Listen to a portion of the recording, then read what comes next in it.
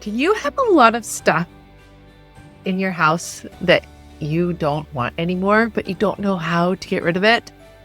And you have a lot of stuff that belongs to you, your parents, a great Aunt Sue, or your kids, and you just don't know what to do. So it feels so overwhelming that you don't do anything at all. Can you relate to that? I am so glad you came to this podcast. My name is Dara Thomason, and this is the Quilters Coach Podcast, episode 204, Getting Rid of Stuff. I have such a good podcast for you today. I'm really excited to be sharing it with you. You might have to grab a tissue. It might be emotional, and that's all right. We embrace all of that. But let's go into it. I'm going to teach you some strategies, some skills, and hopefully just even broaching the topic will open your mind and you will be able to think of things in a different way. That'll be really helpful. Hang on. I'm going to share a win, and then we're going to go into the meat of this podcast. So the win was actually from a member who just joined. She's down 8 pounds in the last 12 days. She has been following me for years, and it's really awesome to watch her transformation. It's so fun because we'll be back and forth on Instagram, or she'll come to different free trainings that I've done for years. And I just always believed in her. It's been really fun to watch her change. She shared this story today that I just thought I have to share it with you all because so many of you can relate to this. She's 72 and her daughter has 2 daughters, and her daughter unfortunately was hurt, had to go to the hospital. And the good mom comes in, the good grandma, and so she's taking care of the girls. She even fell, and she was like, okay, I still need to take care of these girls. She's making meals for them, and she thought it'd be nice for them to have some chocolate chip cookies. She did not eat any of the chocolate chip cookies. She went back to the house to make another meal, and she saw one lonely chocolate chip cookie left over. And she looked at that chocolate chip cookie and she was like, you look so lonely. I should just take care of you. And then she said to herself, no, I'm not doing that anymore. That's not who I am. Because if I eat that lonely chocolate chip cookie, that means that I'm not honoring this big goal that I made for myself. And that would feel really bad. And I don't want to do that. And so it was just amazing to watch her to be able to be with herself, and this idea of this pattern that she's been going down where she'll get excited about something, get on this like the bandwagon, right? And just say, oh, I gotta do this and I'm gonna be better and I'm gonna not eat the thing. But she realized it's not helping her. And so with coming to the calls, even though it's been like 2 weeks and she's just seeing such a difference. So it's possible for everyone, I promise. Okay, so now I'm going to tell another story. Been such a cool experience when you have that expression about being the fly on the wall and you think that'd be so fascinating to be that fly on the wall for that situation. Being a coach is a bit of a chance of being able to get those insights. And so I have a client who inherited a lot of photos. Her father was an amateur photographer. And for years, he would take lots of pictures. And so he took the pictures. He has lots of slides, and he was part of a club. And so they would have different challenges, right? And so they would have models, or we're going to do different exposures. This is interesting when we inherit things. Just because someone dies and they've kept something, does that mean that it's important for you to take care of every single thing? Or was it that they just didn't get around to getting rid of it all? And we know going through pictures doesn't always take priority. And I have known this client for 5 years, and this has been a burden that she's been carrying for a long time. She wants to honor her dad. She wants to feel like she's being the good daughter. But there's been a lot of resentment. There's been a lot of feelings.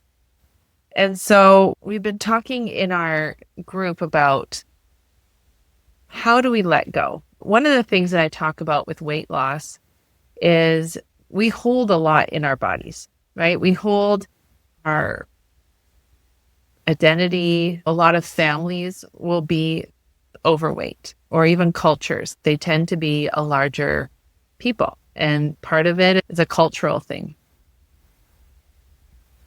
And so as we've been looking at different aspects of why are we holding on to the weight? Why are we continuing to keep that weight on? What is it? Like, what would happen? And so as she was applying these concepts I was talking about, she realized that there is some weight, mental weight that she's carrying, emotional weight that she's carrying around with her father. And so she was doing some self-coaching and realized that looking at the pictures brings up a lot of sadness, of course, of her dad's death. But she also had this realization of when you care about something, you take care of it. When she found the pictures, they were all in boxes down in the basement in the storage room. So did her dad really care about those things? Were they really that important? Was she making this more important than it needed to be? So there's lots and lots of new discoveries. And she was but because she was able to open herself up and start questioning, are these things really even important? What do I even want to do with these pictures? Or if they were really important to him, would he have put them in albums, or would have documented them, or would he have? So she started now, because she was not so attached to, I need to be a good daughter and a good daughter does these things. When she was able to play around with it, she realized maybe this isn't such a big deal after all. Maybe I'm putting more into this than it needs to be. And the more that she did that, the more she was able to create her own rule book.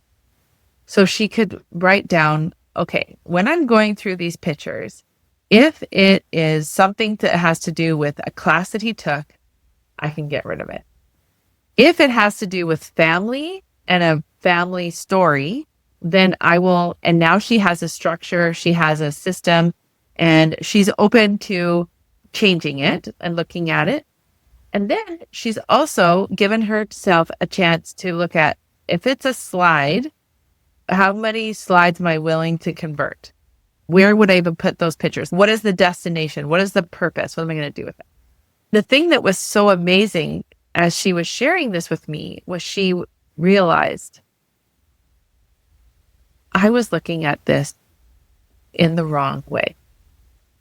Because the way that she was looking at it was, I'm a bad daughter because I haven't done this yet.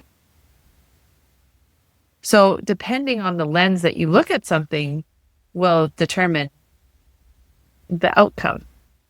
I took a quilting class from my friend Cheryl once. She was talking about using scraps and said, lay out. We made all these Hasbro triangles and put them on the ground or on your design wall. We just happened to have a lot of ground space because we were in a quilt class. And she's take a picture of it and then use the different settings on your phone, black and white, grayscale. And she said, when you change that lens, you can see different. You can see what's like really glaring. And that's what this woman did. She changed her lens of, actually, I'm a daughter that takes care of things because I just want to. I want to ask you some questions about weight loss or getting rid of stuff. What if the way that we came to it, if we were thinking, in order for me to be a good daughter, I have to do this and this, versus what sounds fun to me? Oh, and that's the thing. This is actually how it all got started. I'm doing a reverse engineering. It all came from, we were on a group call, and I said, what would be delightful? What's something you could do that would be delightful? And as she let her brain go into that, she realized I would be delighted to be free of all of these photos from my dad, or have them all organized and sorted. And actually, recently, so a week later, she just had this impression or this vision or this insight and she saw a quilting room that had lots of open space. And the only things in there was what she was working on. No overwhelming stash, no lots of things hanging on. It was just the one thing that she was working on. And I think maybe two other projects. That was it. Now that her brain is asked the question, what is delightful? Her brain is offering her new ways of thinking. And it's fascinating. We have a lot of stories, a lot of lenses that don't serve us. But if we don't slow down and ask different questions like what would be delightful, then we don't have the opportunity to get that insight. I actually had the experience of going with my sisters, working through my dad's stuff. He had a lot of stuff. I think my dad probably had at least 47 journals. It was amazing. My dad has kept every single pair of glasses he ever owned, which is shocking to me. He also has kept so many newspaper clippings. I got 3-ring binders and plastic sleeves, and we just went through all these things. I did not have time for professional scrapbooking. I just put stuff in those sleeves. My dad has dementia, and anytime anyone visits, he will show them those binders. They did not take us very long, but we were able to put those in those sleeves. And we were also able to take pictures of things and just get rid of things too. I was able to ask myself some questions about what is the most important? What is the legacy we want to leave? What would be a way to honor him? Do we need to keep his glasses?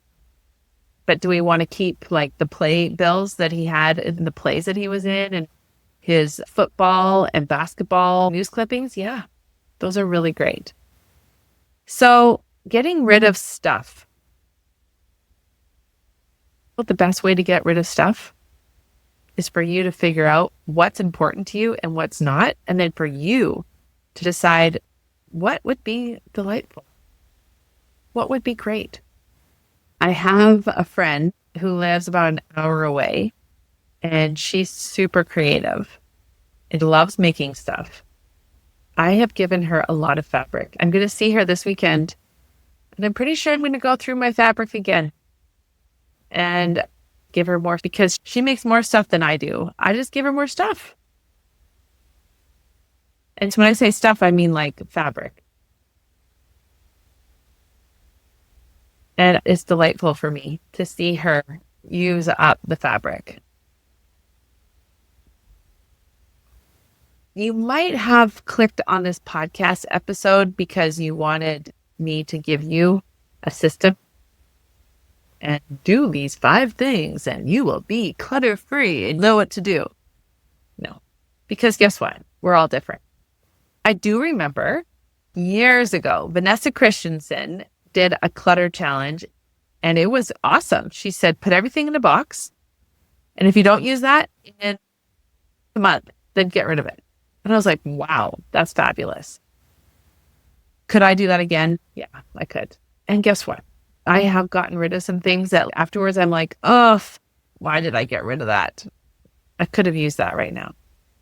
But guess what? I can have some regret. But the fact that I don't have my garage full of stuff that maybe one day I might want, it's okay. It's worth it. My sister-in-law had a book that broke down how much it costs to store things in your house. So we could use those strategies, but that usually just leads to shame and feeling bad about yourself. And that's not very good fuel. We also can have that whole perfectionist thing coming of if I don't do it the right way, then I will feel bad about myself. So we're not going to do that. The best way to get rid of stuff is to say, what would be delightful? Do you know how delighted I am that my dad has that binder and he shows people? Would it be maybe better if it was like beautifully like scrapbooked and written in? And yeah, sure. But that was not the case and it won't be for a long time. And does it matter? Really? Like, really? The main purpose of this podcast episode is to stop looking for everyone else's solution on how to get rid of stuff. Everyone's going to have an opinion. Great. Everyone's entitled to an opinion. But the best thing that you're going to do is you're going to come up with your own opinion. You're going to figure out a solution that could work for you. Experiment on that possibility. Try it and evaluate it. What went well, what didn't go so well, and what can I do better next time? You're just going to tweak it and it's going to get better. So that's what I got for you today. Go and try that and let me know how it goes. And don't forget, we have the Summer Bucket List Challenge in July, and we are working on learning how to not be a perfectionist. If you want to take the quiz of what kind of perfectionist are you, make sure to do that in the notes below. I have that for you. All right. Take care, everyone. Bye.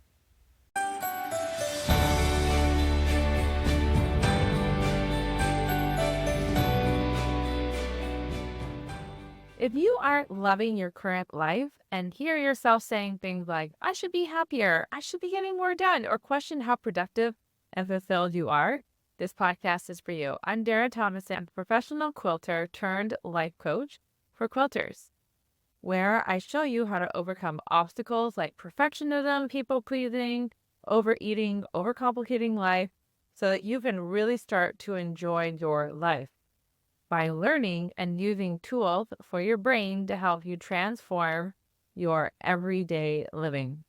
Are you ready to make these changes? I'm ready to help. Let's start your transformation one UFO at a time.